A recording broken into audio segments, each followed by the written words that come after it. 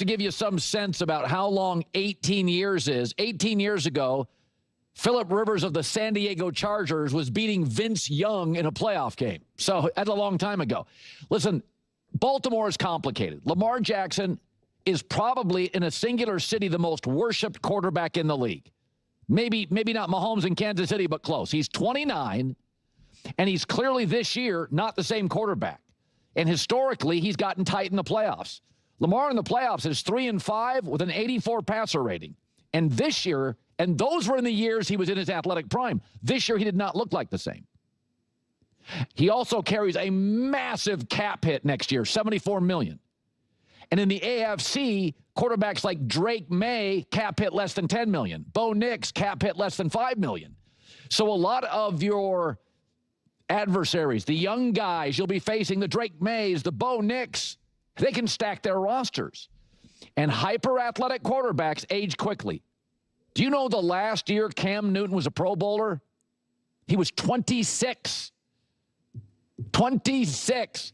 Lamar is 29, and this year, you watch what I watch. He didn't look the same. Yet these old pocket guys, Aaron Rodgers, 42 years old, carrying that offense to the playoffs. Tom Brady, mid-40s, winning a Super Bowl. Matt Stafford's 37 years old, probably going to win the MVP. So that's the downside to being a guy that makes a lot of noise and moves the chains with athletic ability. But Lamar is so beloved in Baltimore, he's going to leave when he wants to leave. And I bet you I can see John Harbaugh. Apparently, it was a very long meeting with Steve Bisciotti. John Harbaugh probably said, you do realize I was 8-4 in the playoffs for the Super Bowl pre-Lamar. I'm 3-6 with Lamar. Everything can't be about Lamar. He's 29. He wasn't the same quarterback. He's missed a season full of games with injuries. But yet Baltimore and Steve Bisciotti says he's still a top 10 quarterback.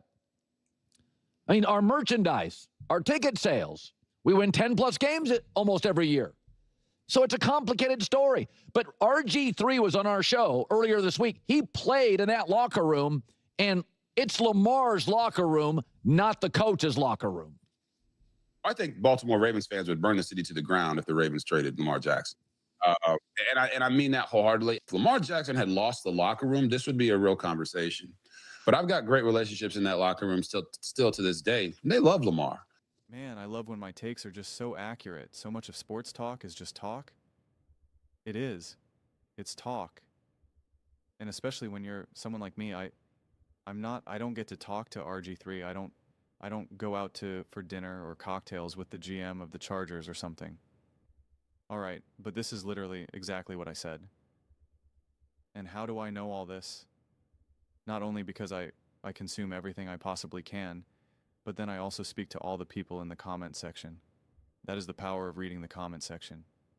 Colin is like right now just discovering how important Lamar Jackson is because he was the one that said, I think that there's plenty of goodwill and equity, with the fan base that they could move on from Lamar. And I was like, well, what are you talking about right now? I was like, there is no chance that fan base will be okay with moving on from Lamar Jackson like at all. And then I know full well the intensity of just the Lamar fan base.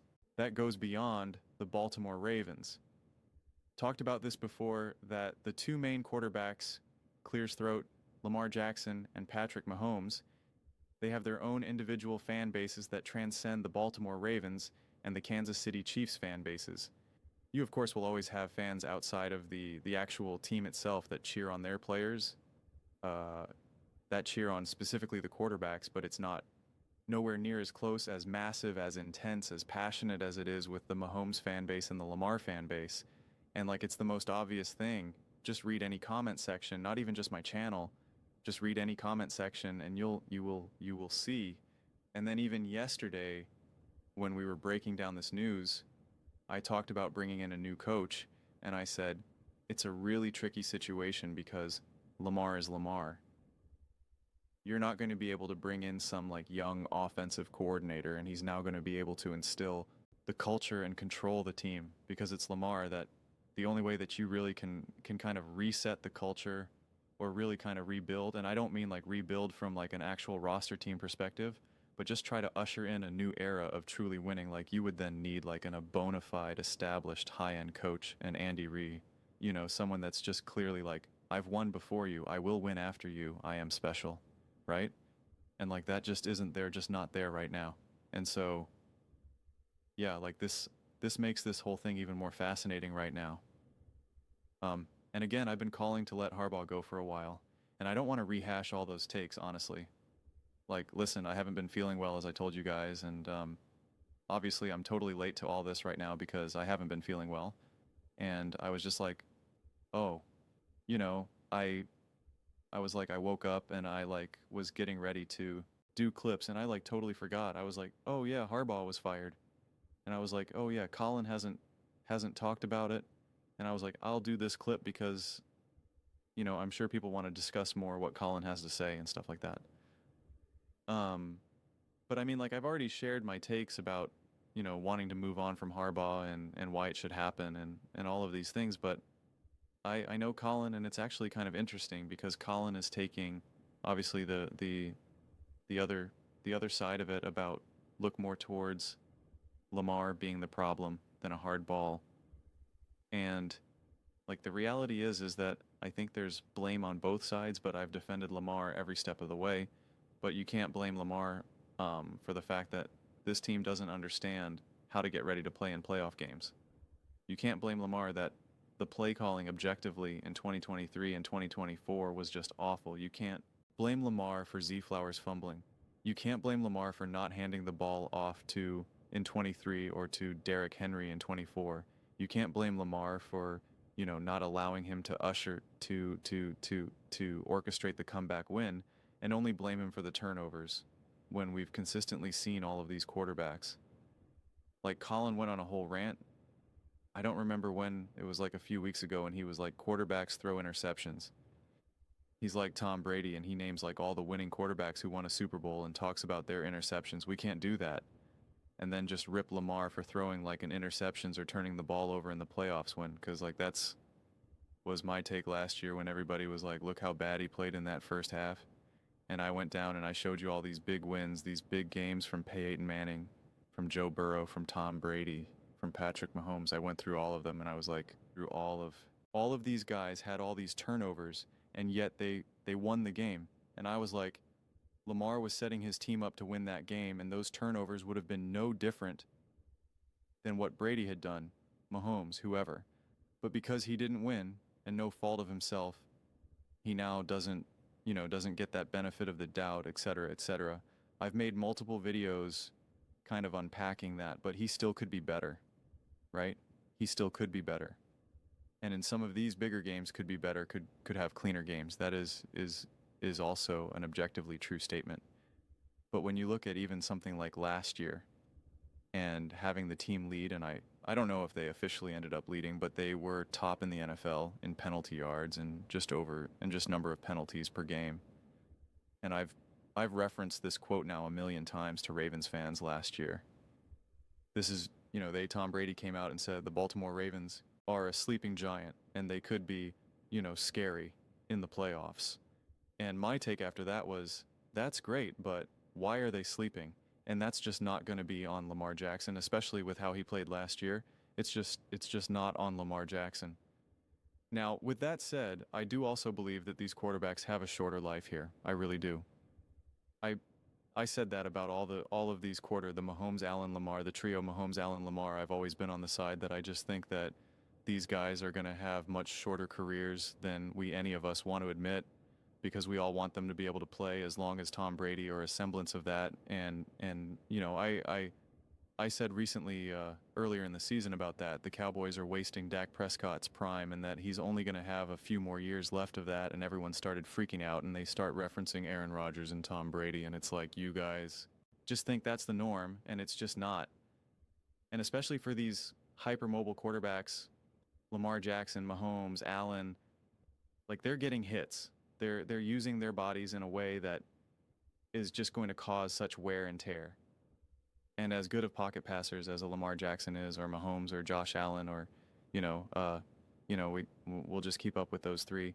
It's not truly what makes them special. It is what makes Stafford special. It is what makes Burrow special. It is what makes Tom Brady special. Like, they're going to be able to lean on that those quarterbacks were able to lean on that for so much longer because that'll be kind of like the last thing to go, like a basketball player and a jump shot. You know, the shot is kind of the last thing to go. Dunking, lateral movements, defense, all like that stuff starts going a lot earlier. But that's why it's like if Steph Curry wants to play until he's 45, they can stick him in the corner and have him hit a few, shots here and there. But like, can he do anything else at that point? Probably not. And so that is something that we just don't know what Lamar Mahomes and Allen are going to look like. Now, again, people still make twists that and say like, well, you saying that he can't pass, he's not a good P. That's not what it is. But it's always been the collection of all of the things that these quarterbacks can do that ultimately makes them special. It's always been that these quarterbacks have been like Marvel and the Infinity Stones. It's that they possess them all. And that's what you're just like, these quarterbacks are unstoppable because they can do everything. Whereas other quarterbacks had to really hyper-focus on that singular trait. Not to mention Collins talking about like the Phillip Rivers or the old man Aaron Rodgers. And it's not just about their passing ability either. It's their ability to process and make pre-snap adjustments and just execute quarterback play in ways that we simply do not see Mahomes, Josh Allen, or Lamar do because it's just not how football is fully played right now, or at least not how they came up. And I talked about that, and John Milkoff actually had really kind of the best breakdown on it about it, where he was just talking about that when these guys are going through college and whatnot, just they need these things to be so much more plug and play that they're just taught differently. And Tom Brady has talked about that as well, where he's like, I think it's a disservice to these quarterbacks, but like that is how it's being worked right now. And Mahomes, Allen, and Lamar are part of that. And it's not to say that they can't do those things or that they can't develop into those things, but it's not part of their football identity in a way that it was or is for Aaron Rodgers, was for Tom Brady, Phillip Rivers, et cetera, et cetera. So these quarterbacks will most likely have a shorter shelf life than we want to acknowledge. I'm not saying that means that you now just move on from Lamar, but truthfully, I mean, like, it's just, I don't know, man. It's hard because I don't even know what window of time we should even look at these quarterbacks on right now. Because if you say, listen, because we know we're going to get at least another 4 great years out of Lamar, Josh Allen, Mahomes, or something, and I really want to put these quarterbacks together because because the fan bases are all so intense and crazy, they're always fighting with each other, and I want to put them all in the same boat because they're all so similar. For so many different reasons, but I don't know. I don't know if there's a guarantee that over these next 4, I assume if you said, listen, you have to look at these quarterbacks on a 4-year window, how do you think they're going to be over these next 4 years? My guess would say that I would feel really, really confident that you're going to get at least 2 more great years. If you told me by that 3rd and 4th year that things start to look like pretty different, where you're like, all right, clearly Lamar is trying, not clearly Josh Allen cannot take that kind. Clearly Mahomes is getting, he is not willing to get hit anymore. Like, I would be like, yeah, that makes sense. And so if I'm looking at it from the lens of like, all right, you got 4 true years of you believing, because to be clear, even in that 3rd and 4th year, there's a sense of like, not that they're just now going to fall off a cliff, but it's just not their true prime. It just wouldn't surprise me.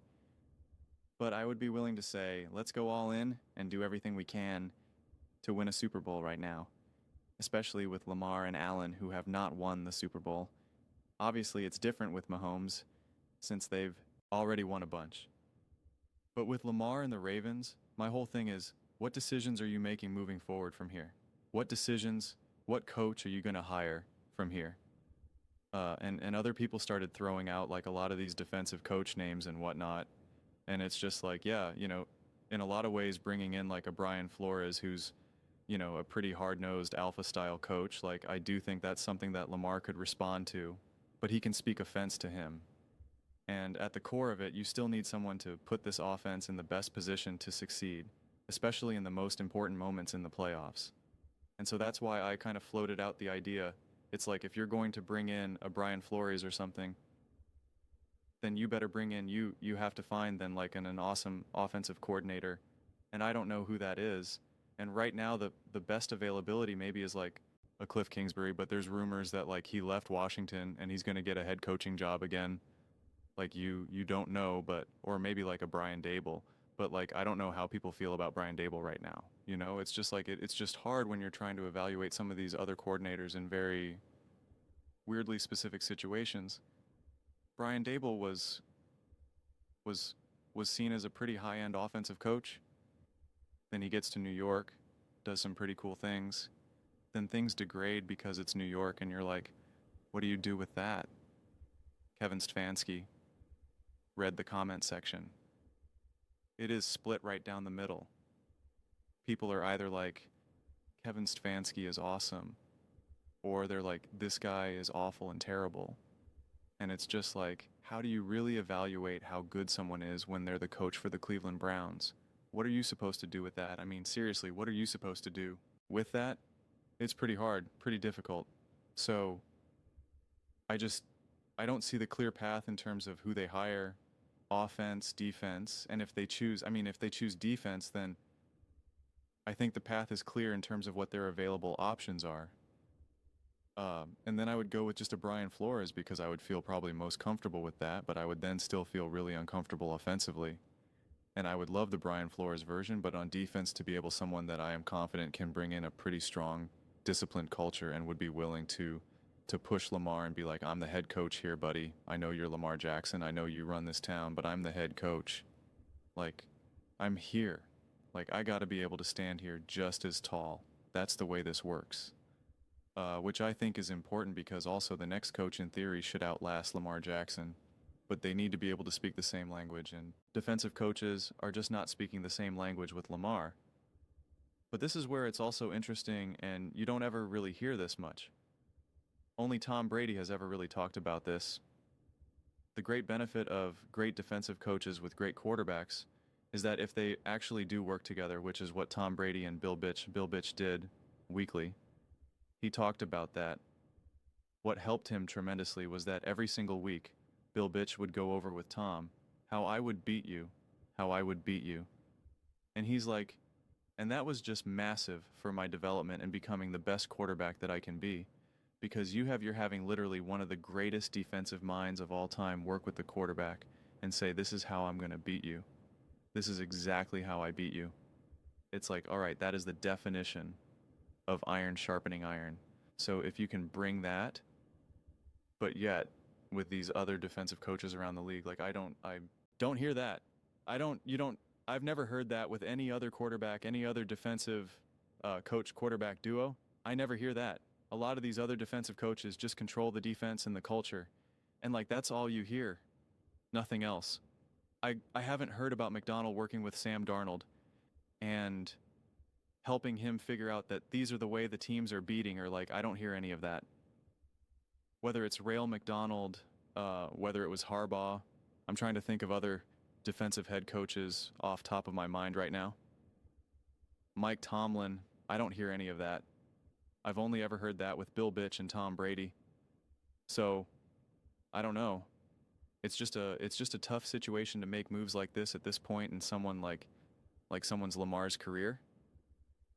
And the reason why I wanted this move done before is because at least if you're going to take a big swing, you can go out and get Ben Johnson or something. Rabel. You could have gotten this coaching job at the Ravens, brought in Josh McDaniels, and then it's like, whoa, what do we got here now? Maybe, right? Like, I don't know. There's just other options that right now, when making this move today, those moves are not 100% clear to me. Whereas last season, Ben Johnson, Liam Cohen, Mike Rabel, right? Like there was just some concrete swings that you could really take and feel comfortable and confident in right now. Where are those? You're looking at the defensive coordinator for the Green Bay Packers, the defensive coordinator for the Chargers, which I don't know about that now. And you got the, defensive coordinator for the Vikings. I'm trying to think who else. And then again, maybe Cliff Kingsbury, Brian Dable, Stefanski, someone in college, someone who I'm not even thinking of, a random coordinator from, I don't know, the offensive coordinator for the Texans now, or not the Texans, the Jags. He's learned a lot under Liam Cohen, and now he's there. Like I don't know. Mike McCarthy, I don't know. But those are just my thoughts. I'd absolutely love to hear yours. What do you guys all think? Do you think this was the right move? Seems like Colin is saying, shouldn't have moved on from Harbaugh. He was clearly Team Harbaugh. He was trying to usher in a trade to Miami or the New York Jets. He was like, send Lamar to New York, right? Send him to the New York Jets. That'll make the Lamar Jackson fans happy for sure. But let me know your thoughts. I read every single comment, so whether you agree with me or disagree with me, either way, let's get in some discussions. Let's get in some fights. But ultimately, let's just have some fun. And please do consider subscribing. We're building an amazing community here, and absolutely love to see you part of it. I want to build something that we all generally feel connected to, something that we're really excited to be part of. I think we're well on our way to doing it. Please don't forget to give this video a thumbs up. It really does help the visibility and the algorithm. Thank you so much.